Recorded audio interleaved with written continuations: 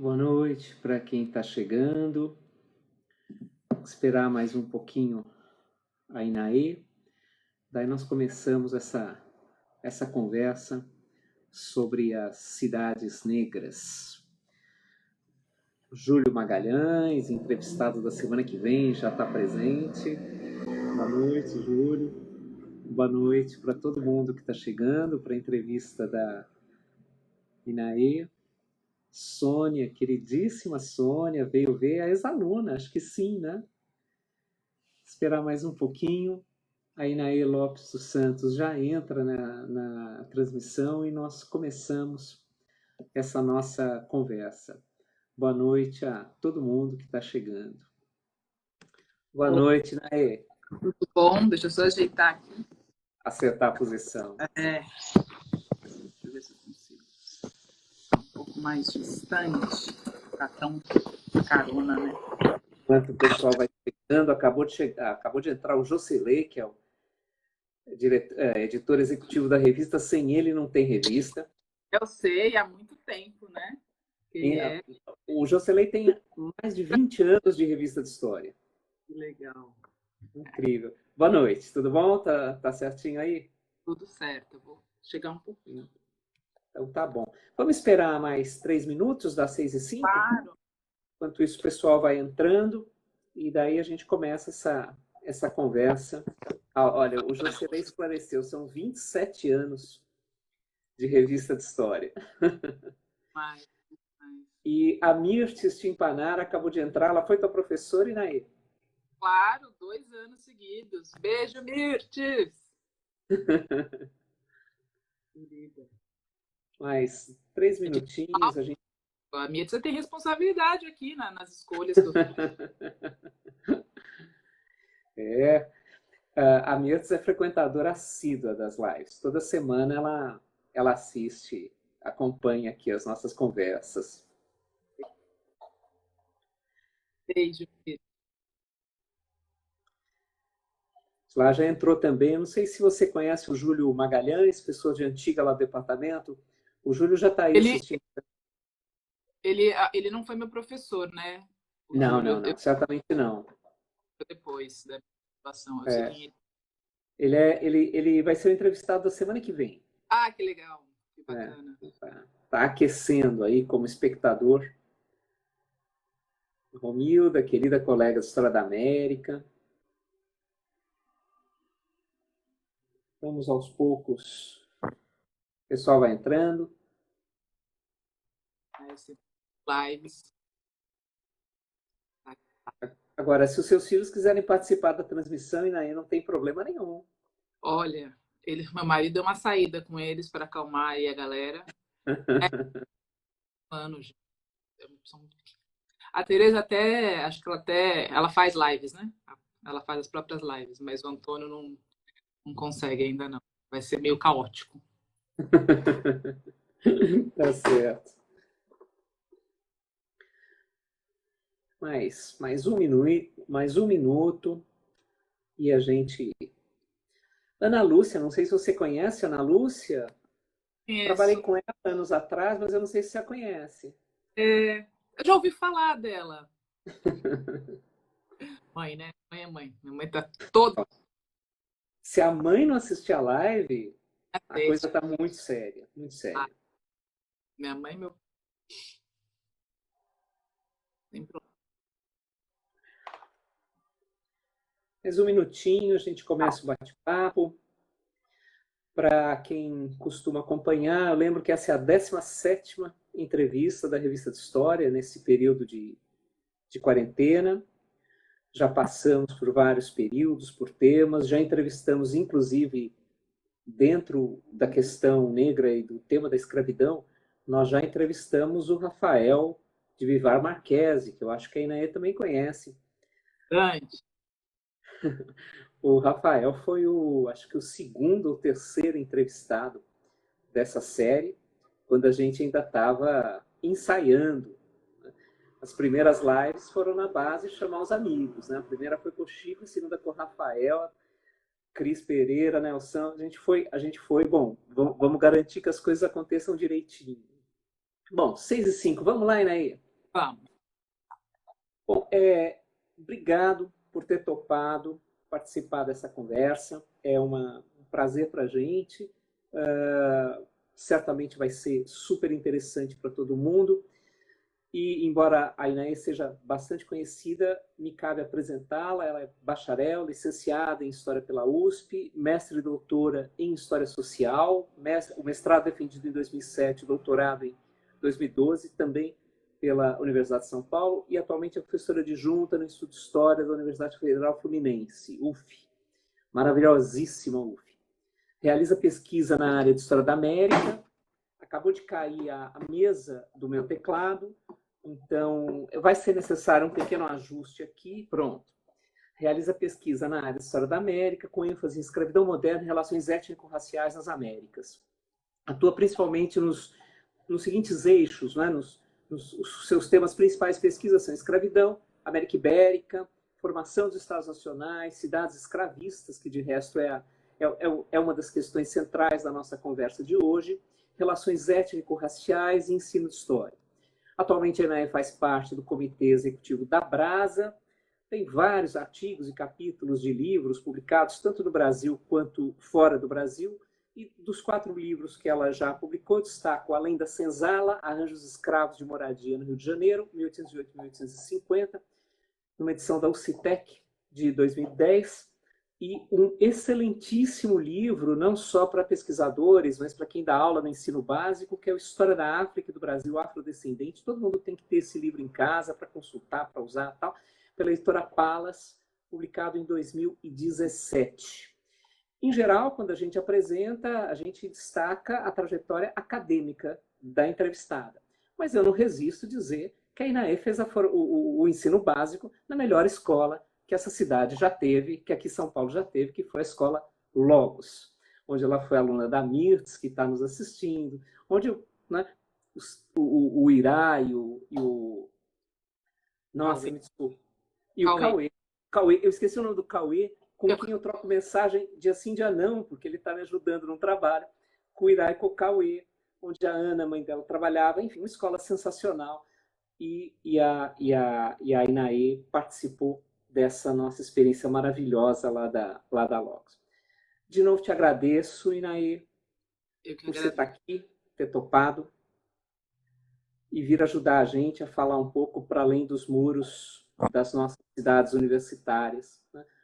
Alcançando um público que não seja só o acadêmico. Eu vou ter que falar agora, andando, porque acho que aconteceu um pequeno acidente aqui e eu tranquei os meus filhos lá de fora da casa. É 1 minuto, gente. Não tem problema nenhum. É melhor então, essas coisas que eles foram dar um passeio e eu tranquei a porta. Pronto. Queria primeiro agradecer imensamente o convite, aproveitar e fazer esse agradecimento aqui nos corredores. É uma espécie também de volta, né, de retorno à casa, assim, então foi impossível não aceitar. É um prazer estar aqui, um prazer conversar com todo mundo, com o Júlio, que também foi meu coordenador no Logos, né? Eu não tive o prazer de ser sua aluna na graduação, mas a gente se cruzava nos corredores. E dizer que, enfim, é isso, é um prazer muito grande, uma volta um pouco para casa, tá mesmo que distante, assim, um pouco na USP, é sempre bom, um lugar pelo qual eu tenho muito carinho, né? Que me formou, que, enfim, sempre brinco que eu tô aqui, eu tô no Rio já faz muito tempo, mas que eu sou uma filha da USP. Então, é muito bom estar de volta, de certa forma, aqui pela revista de História. Maravilha. Bom, Inaê, vamos começar pela questão da escravidão urbana. Embora o tema da escravidão seja um tema muito visitado, muito frequentado, tanto no ensino básico quanto no trabalho acadêmico, nas pesquisas acadêmicas, há uma bibliografia bastante farta, há linhas diversas, há embates teóricos, conceituais, dos mais variados, ainda se tem um conhecimento relativamente pequeno sobre escravidão urbana. A escravidão urbana acaba ocupando um espaço meio lateral, meio marginal no debate historiográfico. Fala um pouquinho para a gente de escravidão urbana e por que você acha que ainda está no centro do debate? Eu acho que são uma série de fatores, né? Uma delas é a própria forma como a historiografia se constituiu, e o espaço que a história da escravidão teve no estudo, né, da historiografia brasileira como um todo, e especificamente as questões que ela foi suscitando, né, ao longo, sobretudo, do século XX, que eram questões muitas vezes explicitadas e analisadas por correntes analíticas que entendiam a escravidão urbana como algo semelhante a uma anomalia do sistema escravista, uma espécie de exceção que não merecia um debruçar intenso sobre, né? Então, o próprio Caio Prado, ele tem em algum momento, né, não lembro exatamente qual é a página, mas em algum momento do sentido da colonização, ele explicita: a escravidão urbana é uma anomalia do sistema escravista, e uma das razões pelas quais ele defende esse argumento é pela existência do pecúlio, né? Os escravizados das cidades, os escravos urbanos, grande parte dele tinha acesso a pecúlio, né? Por quê? Porque eram homens e mulheres que viviam no sistema de ganho, que é um sistema específico e característico da escravidão no mundo citadino, isso em toda a América, né? E que pressupõe uma espécie de arrendamento da força de trabalho dos escravizados para terceiros. Então, uma pessoa adquire um escravo na cidade, um proprietário, né? E ele permite que o seu escravo, arrende a sua força de trabalho, contanto que eles fazem para isso uma combinação prévia de um valor que deve ser pago geralmente semanalmente ou quinzenalmente para esse senhor. Sei. Opa, deu uma travadinha. Deu uma travadinha, mas já está de volta. Então, imagina. Inevitável nessas coisas. Não, isso tem. A internet nem sempre está. Hoje ela está especialmente caindo. Instável. Instável, Bom, eu coloquei no 4G, que eu acho que vai melhor do que o Wi-Fi agora. Então, o que é marcante do mundo citadino é justamente essa característica que fez com que também esses escravizados, né, os escravos de ganho, eles tivessem uma grande autonomia de trânsito pelas cidades, né? Eles, às vezes, eles não moram na cidade, nas mesmas casas que os seus senhores, né? Existe até uma expressão que eu usei muito no meu mestrado, que eu analisei, que foi, inclusive, que eu analisei no mestrado, que é o morar sobre si. Então, eles têm autonomia para escolher que lugar eles vão morar, e muitas vezes isso não passa pelos acordos com os senhores, contanto que a quantia combinada seja acertada. Eu acho que um dos exemplos, talvez, que muitas pessoas tenham entrado em contato com a escravidão urbana e talvez não tenham nem sempre atinado, é no romance O Curtiço, né, em que a Bertoleza é uma escravizada de ganho, ela tem um acordo com seu senhor, que inclusive mora em Juiz de Fora, não mora nem no Rio de Janeiro, e ela manda, né, sazonalmente, o valor combinado com ele para que, que ela possa experimentar essa vida, possa viver essa vida de escrava de ganho.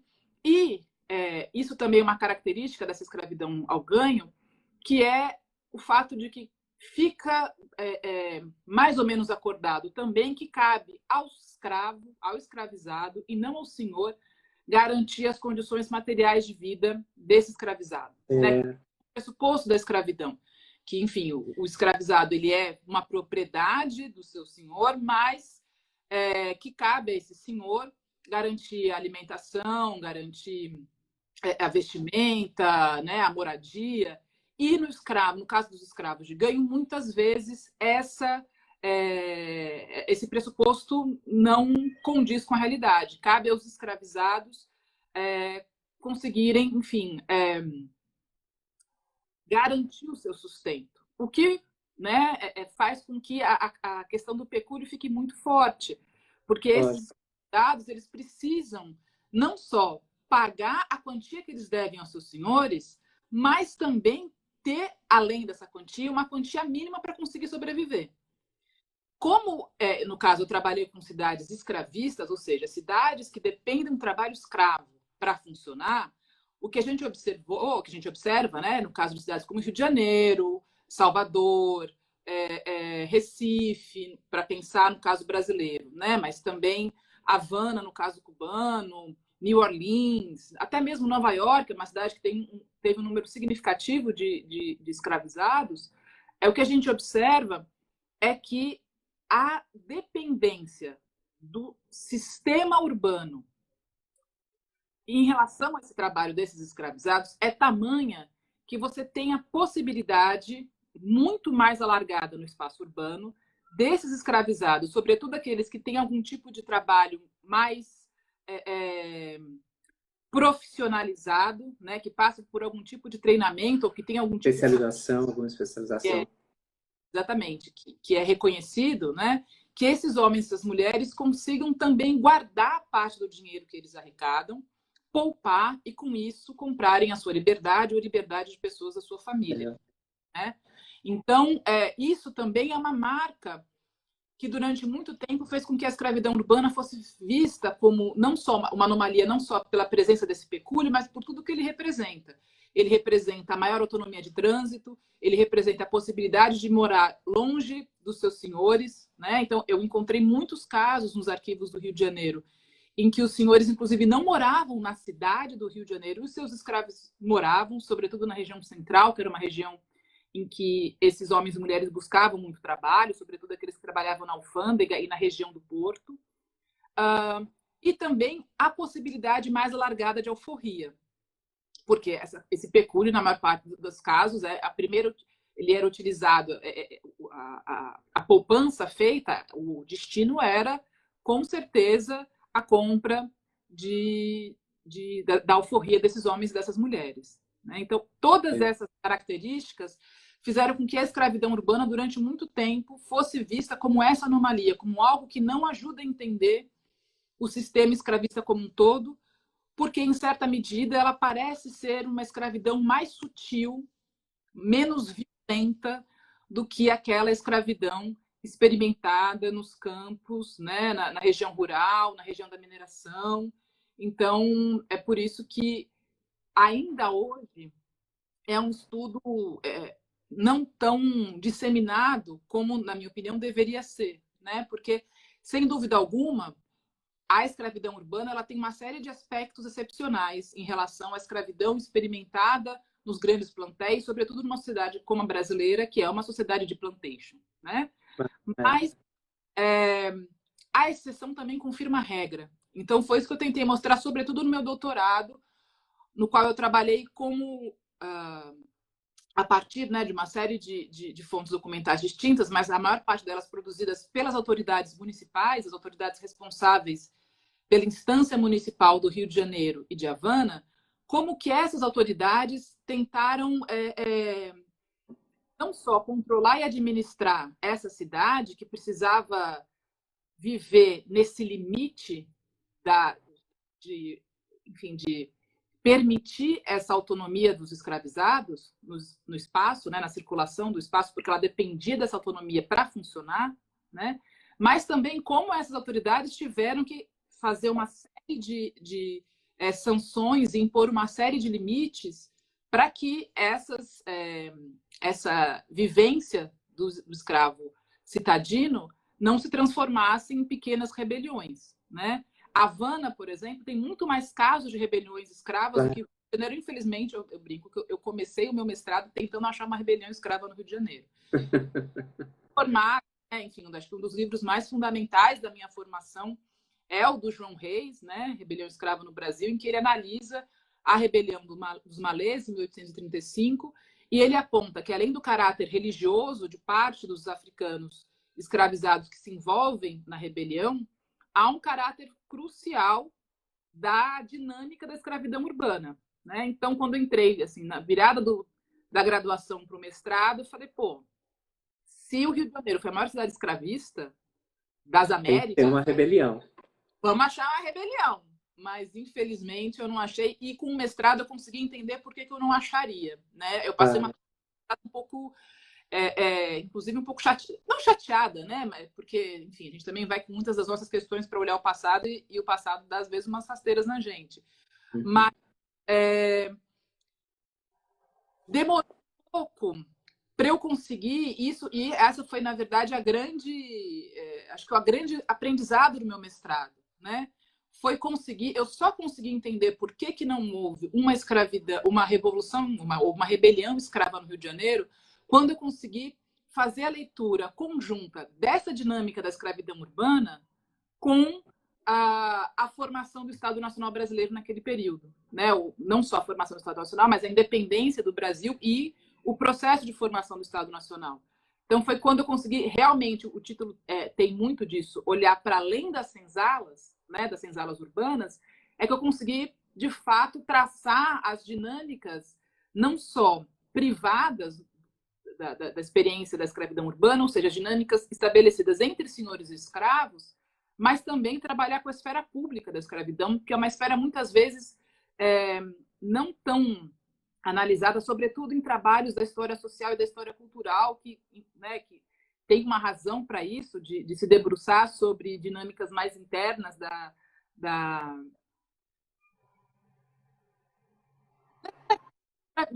vivência dos escravizados, né? Algo que durante muito tempo foi retirado desses homens, que é o lugar deles de sujeitos históricos, mesmo que na condição de escravizados.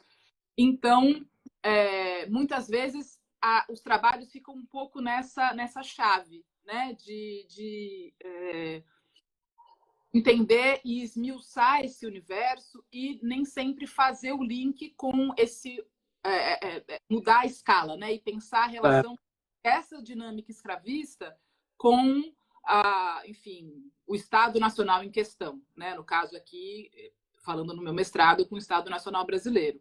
Então foi nesse momento quando eu cheguei a ficar desesperada, porque tinham anunciado uma das minhas principais fontes do mestrado foram as câmaras municipais, que são leis municipais, né? Que foram criadas, enfim, pela Câmara, aprovadas pela Câmara, e que mostravam o tempo todo a necessidade de cercear esse espaço urbano para os escravizados, sobretudo, e a dificuldade que as autoridades tinham em determinar quem era escravizado e quem não era. Né? Porque esse é um grande uso que os escravizados fizeram da cidade. Eles se apropriam desse espaço urbano, ressignificam ele e muitas vezes transformam essas cidades em cidades esconderijos. Né? Então, eu encontrei nos processos criminais alguns escravizados que ficaram fugidos dentro da cidade do Rio de Janeiro durante... Né? Então, o senhor morava na cidade, eles continuaram morando na cidade, trabalhando na cidade, mas estavam como foragidos 10, 15 anos, né? Porque era uma cidade muito intensa, né? E que dependia desses trabalhadores para funcionar. E, enfim, esse homem conseguiu, de fato, ter a sorte de não ser interpelado durante tanto tempo pelas autoridades, como ele foi, né, com esse documento que eu encontrei.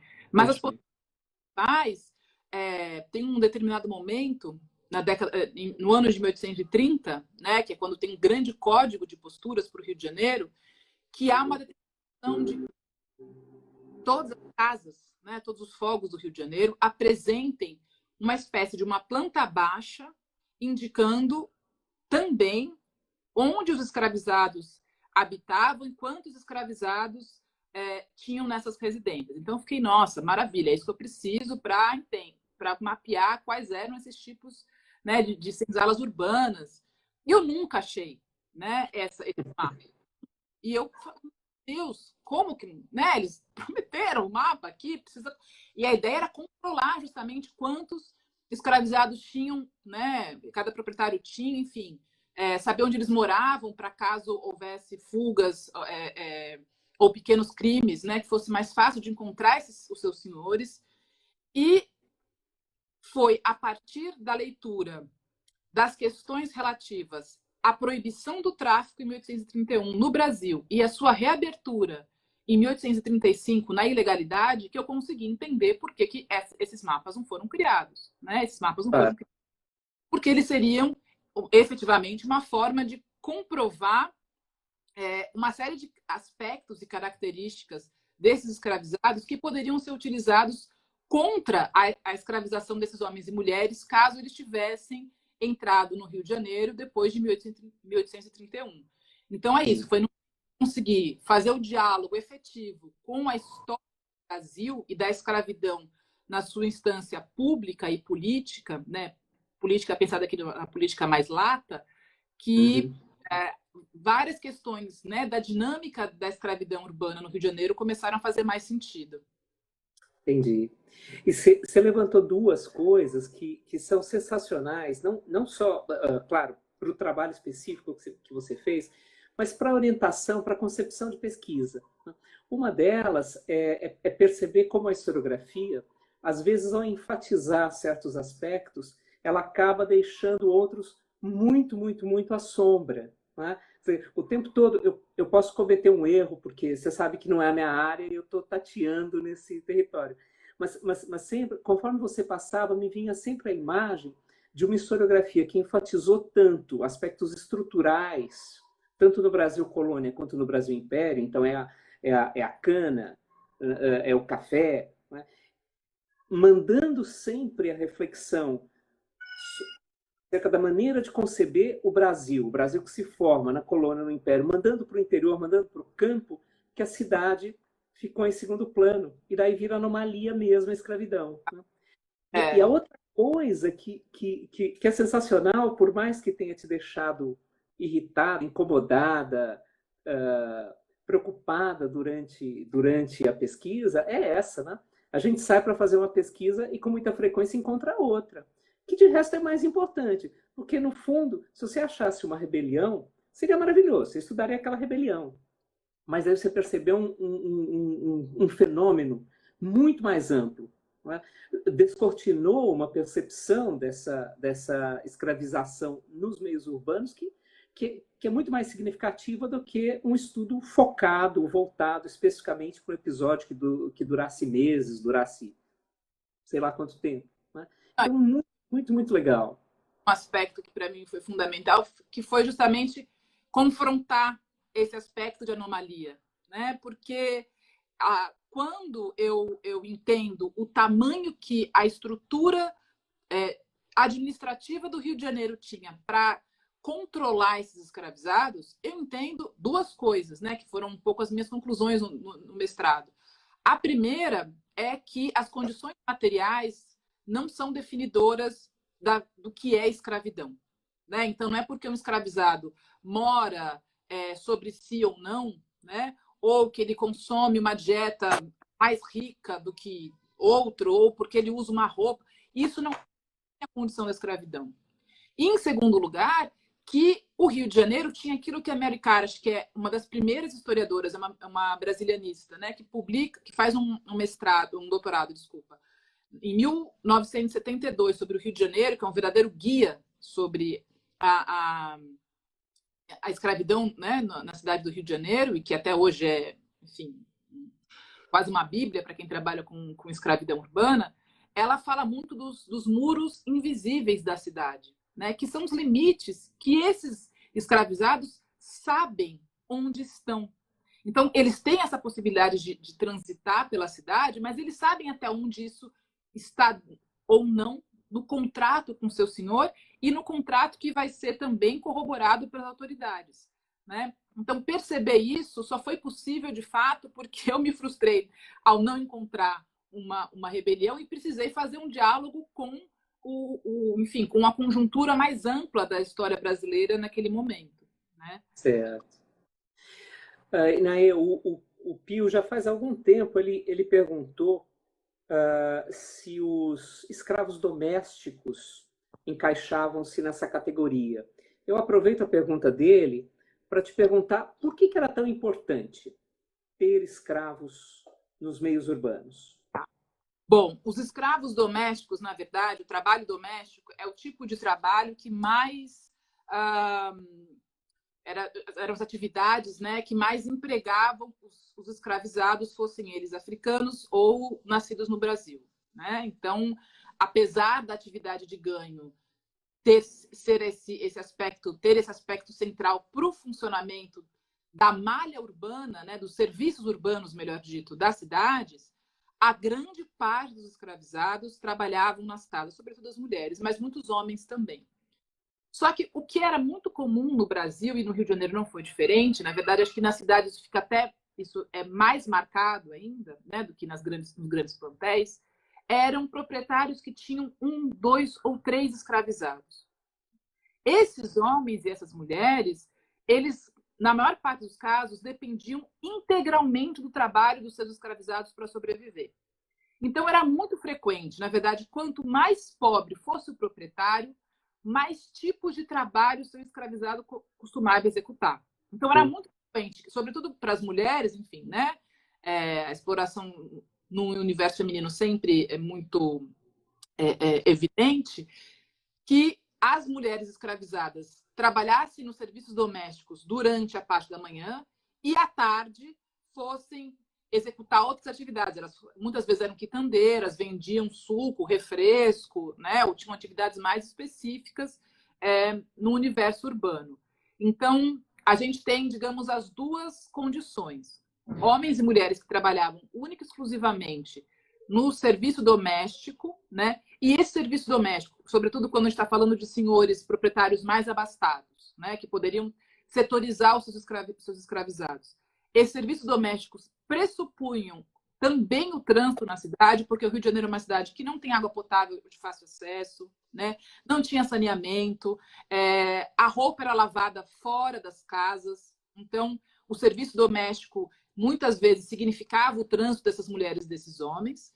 E no caso das pessoas menos abastadas, né, da uma população considerada pobre, esses homens e mulheres escravizados eram, enfim, quem davam conta de tudo. Né? O Debré, inclusive, tem uma imagem muito interessante, que é a casa de uma mulher pobre no Rio de Janeiro, que é justamente uma senhora, né, numa casa meio que de pau a pique, chão batido, né, que tem um cômodo só, e tá chegando a sua escravizada com um cacho de banana, uma mulher que com certeza está vindo da rua, né, tendo feito algum trabalho para provavelmente continuar trabalhando na casa da sua proprietária. Então, a gente tem essas duas condições, digamos assim, do universo doméstico, né, que, vale dizer, foi a atividade que mais empregou, utilizou mão de obra escrava, o que explica muito o Brasil de hoje, a relação que a gente tem também com os serviços, né? Enfim, é impossível não fazer essa relação de longa duração. E no caso dessa rede de serviços, né, que eram em grande parte executadas pelos escravizados, elas eram muitas. A principal, no caso de uma cidade como o Rio de Janeiro, né, eram as atividades ligadas à alfândega e o porto. Né? Então, o descarregar e o carregar as mercadorias, né? Também havia, com muita frequência, esses africanos escravizados, seus descendentes também escravizados, vendendo, né, muitas coisas, trabalhando em lojas como vendedores. As mulheres têm uma característica de venda de comida, né, que é algo que também tem uma leitura muito linkada com um papel que muitas mulheres tiveram, africanas aí no caso, né, nas suas sociedades de origem. Então, isso é uma espécie de reapropriação que muitas mulheres africanas fazem aqui na cidade do Rio de Janeiro. A Juliana Barreto Farias, que fez doutorado, a gente fez doutorado na mesma época, né? Ela estudou as mulheres minas no mercado do Rio de Janeiro, que é um mercado de abastecimento da cidade, e como que essas mulheres que vêm para cá na condição de escravizadas, muitas conseguem comprar sua liberdade, elas criam uma verdadeira rede de controle de parte desse mercado de abastecimento de alimentos da cidade, né? Muito informadas pela experiência que elas têm na sua sociedade de origem. Além disso, existiam os tigres, né? Que enfim, talvez seja a função mais conhecida dos africanos, quer dizer, dos escravos citadinos, que eram os homens responsáveis por tirar os dejetos das casas, né, do Rio, jogar na Baía do Guanabara, que também, enfim, outro problema de longa duração aqui do Rio de Janeiro. E nas posturas municipais há uma série de obrigações que os senhores têm que enfim, acordar, meio que eles não têm muita opção. E uma delas é senhores com mais de 4 escravos tinham que ter pelo menos um escravo sempre alerta caso houvesse incêndios, por exemplo. Porque o Rio de Janeiro não tem um corpo de bombeiros, né? Próximo aos bombeiros. Então, cabia aos escravizados, né, desses senhores que tinham um número que era considerado elevado, né, 4, 5, ter sempre um em sobreaviso caso houvesse, né, uma necessidade de uso dessa mão de obra. Além, e isso também é fundamental dizer, do uso sistemático desses homens e mulheres pelas autoridades, né, do Rio de Janeiro. Tanto a família imperial, né, que tinha um número significativo de escravizados, mas também diferentes instâncias e órgãos da cidade. Então, o Jardim Botânico, quem cuida das plantas do Jardim Botânico são escravizados. Tem lá a lista, né? Inclusive, no Jardim Botânico, havia um cemitério para esses homens e as mulheres que foi meio que redescoberto na década de 70, começo da década de 80, final da década de 70 e começo da década de 80. Foi escavado, né? Enfim, os ossadas encontradas, se eu não me engano, foram para o Museu Nacional, então é possível que elas tenham sido perdidas, infelizmente.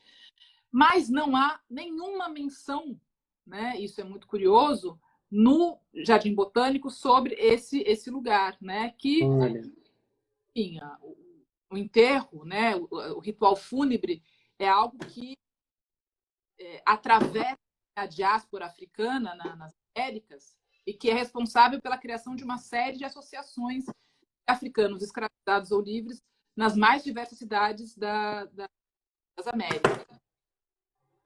Além, enfim, de muitos escravizados que eram alugados pelas autoridades, pela polícia, pela intendência de polícia, por exemplo, para fazerem o calçamento da cidade, né? Para fazer o aterramento. O Rio de Janeiro é uma cidade que tem que enfrentar esse problema constantemente. Claro. A expansão do rio só é possível quando o aterramento das regiões de pântano, numa região, uma cidade, né, cercada de pântanos por todo lado.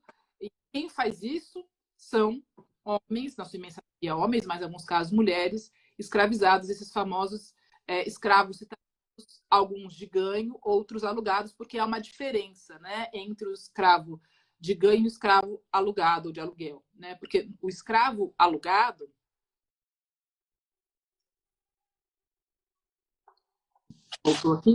no caso do escravo alugado, a relação que se estabelece para o serviço acontecer é entre a pessoa que vai alugar o escravo e o proprietário do escravo, né? Então, há o acordo entre senhores, entre o senhor e o homem livre, no caso, ou a mulher livre, né? Mas no caso do escravo de ganho, quem faz essa intermediação é o próprio escravizado. Ele sai, por isso que ele ganha as ruas, né? É ele que define com quem e para quem vai trabalhar. Tá. Então, sim, é uma dependência muito intensa. Nas cidades escravistas é isso, são cidades que de fato dependem desses homens e dessas mulheres para que a cidade funcione, inclusive isso na sua condição de cidade portuária. Claro. O Ari acabou de perguntar sobre os muros invisíveis da cidade, pediu para você repetir a referência bibliográfica, e eu queria, na verdade, puxar de volta, mais do que a referência bibliográfica, eu queria puxar de volta essa ideia, que é uma ideia muito importante, uma ideia central, de que há uma certa liberdade, entre aspas, né? Uma possibilidade de circulação dos escravizados, mas, ao mesmo tempo, você dizia, eles sabem quais são os limites. Eles conhecem essa geografia invisível da cidade. E, ao mesmo tempo, trazer uma outra ideia aqui, uma outra expressão que você usou ao dizer que os escravizados ressignificavam a cidade. Eu sei que são coisas diferentes, mas em muitos pontos elas se tocam. A ideia dos muros invisíveis e a ideia da ressignificação da cidade. Eu diria que são quase os dois lados da mesma moeda, né? No caso pois é. Então, queria queria que você falasse um pouquinho mais disso, que são dois aspectos muito, muito fascinantes disso, Então, né? é exatamente isso que torna o estudo da cidade escravista tão interessante. Então, no caso dos muros invisíveis, né, eles são, na verdade, a, duas, são, digamos, como eu disse, né, a dimensão pública que essa escravidão tem. Né? Isso significa duas coisas. Significa que os escravizados sabem até onde eles podem agir, estando dentro de uma certa legalidade ou de um acordo com seus proprietários, né? Então, até onde eles podem circular, até que horas eles podem circular, né? Com quem eles podem estar, ou com quantas pessoas, porque, inclusive, isso era uma coisa que as autoridades ficavam muito de olho, eram os encontros desses escravizados nos chafarizes do Rio de Janeiro, porque era um lugar que todo mundo precisava ir para buscar água potável, então acabava um lugar de encontro, né, inevitável dessas mulheres, desses homens. Então, essa dimensão pública da cidade, ela está também vinculada com a força, né, com o peso que a escravidão tem ao longo da história do Brasil e, sobretudo, no século XIX, que é o momento no qual o Brasil, enquanto Estado nacional soberano, reforça a escolha pela escravidão, um aspecto que precisa ser sempre lembrado, né? Como o Rafael faz muito bem, enfim, que é o fato de que, e o Alencastro tem uma frase que eu acho maravilhosa, que é a elite política brasileira, em 1822, 1824, no momento em que está sendo gestada a nossa Carta Constitucional, né? O que essa elite faz é lançar a escravidão para o futuro. Né? É manter a necessidade do funcionamento da sociedade a partir do uso excessivo da mão de obra escravizada, principalmente dos africanos escravizados, porque a gente tem um pico de entrada de homens e mulheres africanos, né, entre a década de 20 e o começo da década de 30, quando, enfim, está cada vez mais evidente para essa elite política brasileira que o acordo feito com a Inglaterra para a suspensão do tráfico teria que ser, de fato, colocado em prática, o que acontece em 1831. Né? Mas essa força da escravidão, ela também se faz presente no espaço urbano e, sobretudo, na forma como as relações são estabelecidas nessa cidade, que é uma cidade escravista. Porque esses muros invisíveis não são só a certeza que esses escravizados têm dos lugares que eles podem ir, mas também a certeza que eles têm que eles estão sendo vigiados não só pelas autoridades, mas também pelo vizinho, né? Claro. Pela senhora que mora próximo ao cortiço em que esses homens também estão morando e que está achando que está tem muito batuque, por exemplo, né? Tem um caso dos Zungus, que eram casas de batuque e de reconstituição de laços de solidariedade, inclusive laços de família, e que foram profundamente proibidos me falta a palavra agora, perseguidos pelas autoridades. Né? E quem fazia essas denúncias? Uma das fontes documentais que eu mais utilizei, que era, talvez, acho que a mais gostosa de ler, né? Porque dá a dimensão dessa vida miúda, né, na cidade, eram os termos de bem viver, que eram termos feitos, eu só encontrei esses termos para o período joanino, né, mas eram termos feitos com a intendência de polícia, servindo como uma espécie de mediadora de problemas de vizinhos. E muitas vezes essa briga de vizinhos tinha que ser interpelada por essa intendência, né? E em inúmeros casos o problema eram os escravizados. Né? Então, o escravo está chegando muito tarde, então a vizinha quer saber por que está chegando muito tarde, não importa que o escravo não é dela. Né? É a outra senhora que vai denunciar a sua vizinha porque acha que ela está prostituindo a sua escrava, e aquele lugar ali, aquela vizinhança, uma vizinhança, enfim, uma boa vizinhança, então ela não quer esse tipo de atitude, de ação. Então, entender esses muros invisíveis é entender justamente a força que a escravidão tem na cidade, não só na cidade, no Brasil, e como ela aparece no caso específico do Rio de Janeiro, que, claro, né, é uma outra condição, são outras questões que são colocadas, e a gente tem que tomar muito cuidado porque a maior autonomia dos escravizados não significa liberdade. Embora, e essa é a parte fenomenal, interessantíssima, incrível, esses homens e mulheres conseguem ressignificar essa autonomia e muitas vezes fazer com que elas sejam efetivamente experiências de liberdade dentro da escravidão. Então, aqueles que conseguem organizar a sua vida e fazer um pecúlio e comprar a sua alforria, né? Enfim, fazer, digamos que, seguir o caminho das pedras para conseguir a alforria, que é inclusive algo que está no horizonte de expectativas desses homens e mulheres, né? E essa é uma característica também muito importante da escravidão no Brasil, né? O africano escravizado, o africano que nasce aqui, ele tem no seu horizonte a possibilidade de sair da escravidão de uma forma em que a sua integridade física seja, enfim, não seja colocada à prova, como seria no caso de uma rebelião, de uma insurreição. Claro. Né?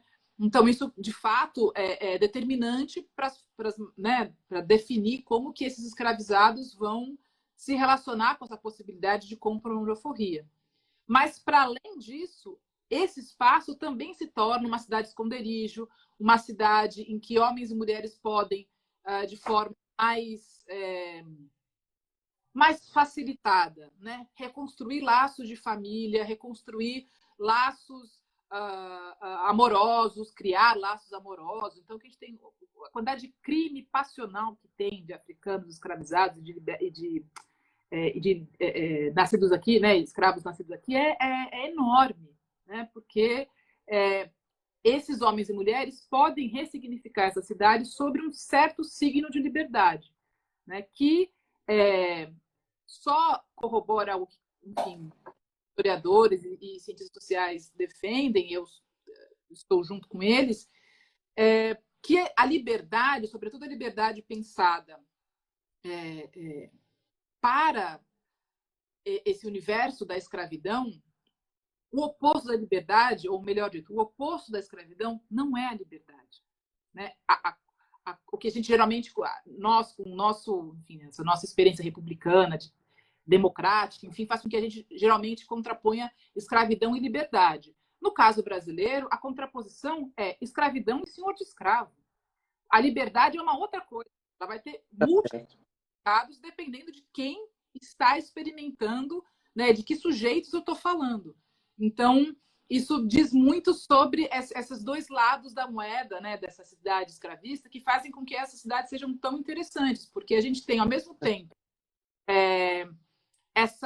esse policiamento, essa vigilância constante para além das autoridades. As autoridades contam com isso, elas sabem que elas podem contar com isso, e, ao mesmo tempo, esses homens e mulheres escravizados ressignificando as possibilidades de uma vida mais autônoma e, em alguns casos, livre durante uma semana, 3 meses, 7 anos, né? Numa cidade marcada pela escravidão, né? Marcada pelo peso da escravidão. Quando eu digo marcada pelo peso, significa lembrar que, embora houvesse essa grande autonomia de trânsito, né? A maior parte dos homens e mulheres que ingressam nessa sociedade como escravizados morrem como escravizados. Claro. Né? Quando a gente pega os códigos, processos criminais, né, do Rio de Janeiro, a gente observa que a grande parte dos crimes cometidos contra escravos eram feitos por outros escravizados, porque você tem uma competitividade por trabalho absurda, porque era muito difícil conseguir a quantia combinada com o senhor, não era algo simples. Então, num desespero, um escravo vai roubar o tabuleiro da outra escravizada para poder, enfim, conseguir aquele pecúlio. Muitas mulheres vão ter que se prostituir, né? Então, tem uma série de questões que enfim, acabam também facilitando que essa cidade possa manter esse uso sistemático do trabalho escravo sem, né, no caso das cidades, né, com as suas características específicas, que é essa autonomia, sem temer tanto uma rebelião. Claro que as rebeliões acontecem, e a gente conhece alguns casos, né, mas elas, infelizmente, são menos frequentes do que gostaria, né? E isso só indica como que essas cidades escravistas são reflexos também das sociedades nas quais elas são inseridas. Então, Claro. uma sociedade em que o peso da escravidão é imenso, né? Uma sociedade de plantation, dificilmente a cidade não vai espelhar, as cidades dessa sociedade, né, não vão espelhar esse peso que a escravidão tem enquanto instituição, né? Então, acho que seriam esses dois aspectos que de fato tornam tão interessante pensar a escravidão urbana nas Américas como um todo, né? Porque a Havana é uma outra história maravilhosa. E foi muito interessante estudar a Havana, porque é isso, tudo que eu não encontrei de revolta no Rio de Janeiro, eu achei em Havana, né? Sim, é uma coisa impressionante e que tem muito a ver também com a dinâmica do tráfico para Cuba, que é algo muito mais recente, pensando no período que eu estudei. Eu estudei de 1763 a 1844. Então, Cuba fica dependente do tráfico. Na verdade, a elite cubana ela faz uma aposta pesada na escravidão enquanto instituição muito mais tardiamente do que o Brasil, embora corrobore com um período em que o Brasil refaz essa aposta, né? O Brasil é uma colônia, né, no período colonial, a gente sabe, marcado pela forte presença da escravidão, e Cuba é um pouco menos, né? Isso vai ficar mais forte ao longo do século XVIII, da segunda metade, sobretudo, e principalmente depois da Revolução do Haiti, quando a sociedade, a elite cubana, né, vai entender que aquele é o gap que eles precisavam para investir nas plantations açucareiras, né? Enfim, o hiato que o Haiti deixa no mercado mundial na produção de açúcar. É imenso, é imenso. Quem vai, de fato, abocanhar isso, nesse primeiro momento, são os cubanos. E depois o Brasil entra, né? O Brasil já produzia... E a Jamaica um pouco, né? Jamaica... Mas Cuba é um negócio, porque Cuba é muito fácil, né? Inclusive, quando a gente acompanha uma figura como Arango Parenho, que foi um dos homens, enfim, ele é o grande intelectual dessa sacarocracia que está se formando, a gente vê todas as etapas, né? É como se ele criou um plano e esse plano foi fielmente executado e transforma Cuba numa cidade profundamente escravista e em Havana na segunda maior cidade escravista do mundo. Em alguns momentos ela tem mais escravizados do que o Rio de Janeiro, né? A diferença é pouca e a partir da década de 30 o Rio, de fato, digamos, deslancha um pouco mais, né? Mas são as duas maiores cidades escravistas do mundo, muito em decorrência de uma mesma aposta feita pelas elites políticas dessas duas localidades, né? Do Brasil, que já é um país soberano, e de Cuba, que mantém a sua relação colonial muito em detrimento da manutenção não só da escravidão, mas sobretudo do tráfico. E gente, agora tá... Opa! Voltou. Só um minuto que eu vou colocar aqui. Tranquilo. O carregador, aqui que acabou a bateria. Então, a gente tem pouquíssimo tempo, nos restam mais 3 ou 4 minutos, porque chega uma hora que aparece um relógio. Gente, já. Com meia hora. Daqui a pouco vai aparecer o reloginho aí com a contagem regressiva de que vai ser interrompido e tal. E daí, para a gente fechar, né, na verdade, quando você apresenta essa imagem da circulação dos escravizados no meio urbano e conecta a relação dessas cidades negras a novos sentidos, ou a possibilidade de criar sentidos de liberdade, de alguma maneira está voltando à imagem da anomalia, no bom sentido, né? Ou num outro sentido, não sei, né? Mas de novo, é uma circunstância, é uma situação muito peculiar, uma dinâmica muito peculiar, sem sombra de dúvida. Que nos permite enxergar a escravidão de outro jeito. Exatamente. E acho que um dos aspectos que é interessante, né, é justamente pontuar que... porque a gente tem essa mania de um pouco comparar as experiências e hierarquizá-las, né? E um aspecto que é muito comum é falar, não, mas era muito melhor você ser um escravo no Rio de Janeiro, enfim, numa cidade, do que no campo. E, de fato, para os escravizados, tem essa percepção muitas vezes, né? Tanto que qual é um dos maiores castigos que um escravo urbano pode ter? Ser vendido para o campo, né? Agora, a escravidão no Brasil é algo tão forte, tão complexa, que a gente não pode se limitar a estudar apenas o escravo padrão, né? Que é o escravo que vai para o peito. E isso porque isso não só empobrece a análise dessa instituição como um todo, mas também dificulta a gente compreender o período que é o final do século XIX, principalmente, no qual o abolicionismo ele ganha, sobretudo as cidades, e aí sim o abolicionismo é um movimento urbano, sobretudo, né? Porque as cidades são os espaços de debate e também de discussão política por excelência, sobretudo uma cidade como o Rio de Janeiro, a gente consegue entender outros sentidos e outras ressignificações da ideia de liberdade dos escravizados, não só do espaço urbano, mas também do espaço rural. Porque foi uma coisa que foi marcante, tanto o Rio de Janeiro quanto a Havana, e quem mostra isso é Camila Collin, que a gente fez um doutorado muito próximo, né? Então, eu estudo até a década de 40, Rio de Janeiro e Havana, e ela estuda Rio de Janeiro e Havana a partir da década de 50 e 60 do século XIX, mas com um corte de gênero interessantíssimo, porque ela vai mostrar como que as mulheres escravizadas vão ressignificar os espaços urbanos, vivendo ou não nesses espaços, para buscar a liberdade, sobretudo dos seus filhos. Então, são mulheres que fazem viagens enormes, ou em Cuba, ou no Brasil, para conseguir chegar no Rio de Janeiro e pleitear a liberdade dos filhos dela, que em tese estava garantida pela Lei Moret e também pela Lei do Ventre Livre, né? Então, quando a gente amplia o olhar e traz o debate da escravidão urbana para o debate da escravidão enquanto instituição, a gente ganha muito na concepção, na compreensão, né, do que foi essa escravidão, das suas características, das suas particularidades em territórios específicos, em épocas específicas também, né? Claro que essa experiência ela é marcada pelas várias fases da escravidão da história do Brasil, e principalmente pela ideia de liberdade que vai sendo construída ao longo do século XIX e que é fundamental para o movimento abolicionista, que infelizmente ainda é algo muito...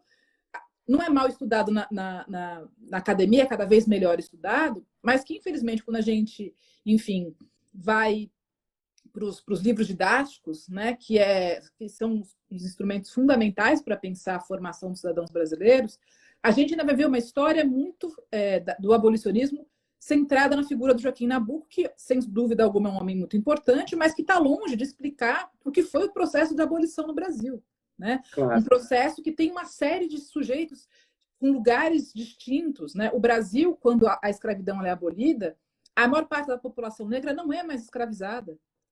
E a grande parte dela vai viver aonde? Nas cidades. Então, a cidade, isso é uma coisa que sempre me chamou a atenção, que é o pouco diálogo que os estudos urbanos têm com os estudos de história, propriamente ditos, né? Porque eu lembro quando eu fui fazer uma matéria na FAO, isso já faz, acho que 12, 13 anos, faz muito tempo, talvez 15, a escravidão na história das cidades do Brasil, ela não é um tema, ela não é uma questão, ela é no máximo uma anedota, né?